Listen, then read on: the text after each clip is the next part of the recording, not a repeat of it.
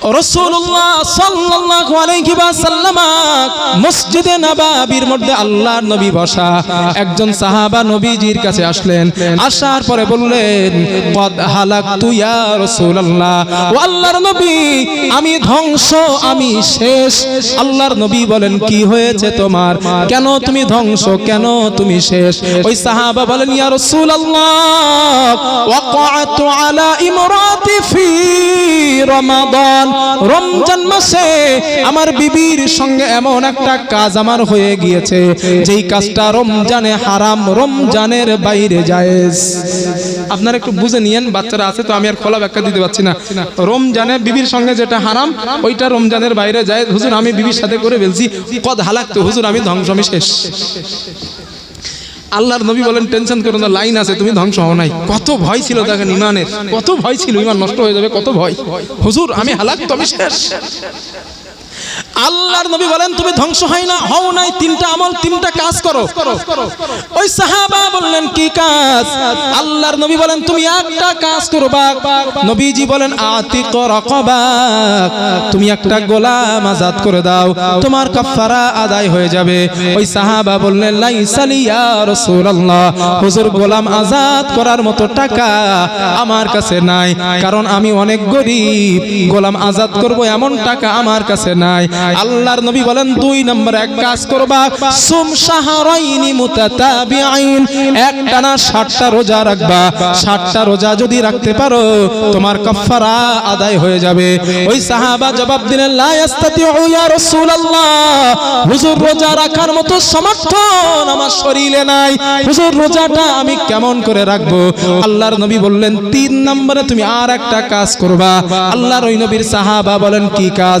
আল্লাহর নবী বলেন, আতঈম সিত্তিনা মিসকিনা, তুমি 60 জন মিসকিনকে খাওয়াবা, যদি খাওয়াইতে পারো তোমার কাফারা আদায় হয়ে যাবে। সাহাবাটা বলছেন, হুজুর আপনি এটা কি বললেন, একটু ঠিক করে বলেন হুজুর। আমি আগে আপনারে বলছি একটা গোলাম আজাদ করার টাকা নাই, আবার 60 জনকে খাওয়াইতে বলেন আপনি। একটু ঠিকঠাক করে বলেন হুজুর, 60 জনকে খাওয়াইতে বলেন। ঠিক হাদিসে আসছে এমত অবস্থায়, হাত্তা উতিয়া বিতামার আল মিতাল, এখানে তামারুন শব্দের অর্থ খেজুর আর মিতাল শব্দের অর্থ ঝুড়ি। তামারুন মানে কি বলছি, জোরে বলেন, জোরে বলেন। আর আল মিতাল মানে ঝুড়ি।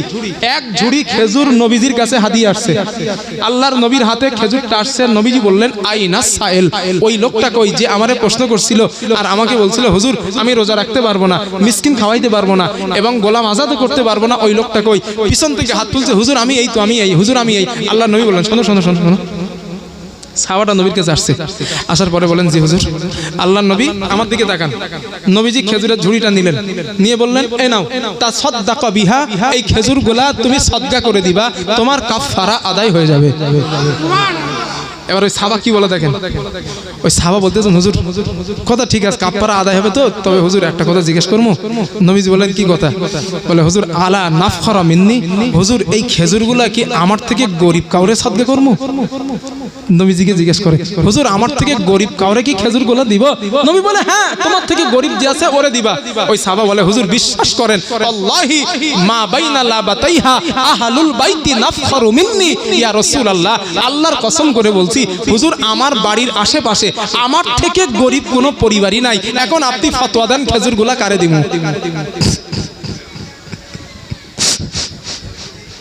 হাদিস এটাই আছে। রাসূলুল্লাহ সাল্লাল্লাহু আলাইহি ওয়াসাল্লাম এই কথাটা শোনার পর হাদিসের মধ্যে আসছে, ফাদাহিকা রাসূলুল্লাহ হাত্তা বাদাদনা ওয়াজিজহু, আল্লাহর নবী একটা হাসি দিলেন, আমার নবীর সামনের দাঁতগুলা দেখা যায়। আপনারা যে হেসেছেন ওই হাসিতে বিশ্বাস করেন সওয়াব হয়েছে, শুধু সওয়াব না একটা সুন্নাত আদায় হয়েছে।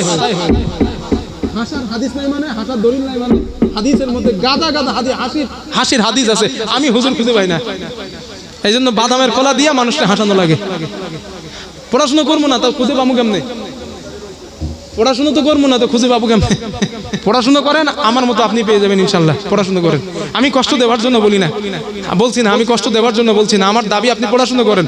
মিথ্যা গল্প বলে মানুষকে হাসায় না। নবীর হাদিস আছে হাসানোর হাদিস, আপনি হাসানোর প্রয়োজন, নবীর হাদিস বলে মানুষকে হাসান। ওই হাসিতে মানুষ নাজাত পাবে, মানুষের গুনাহ হবে না।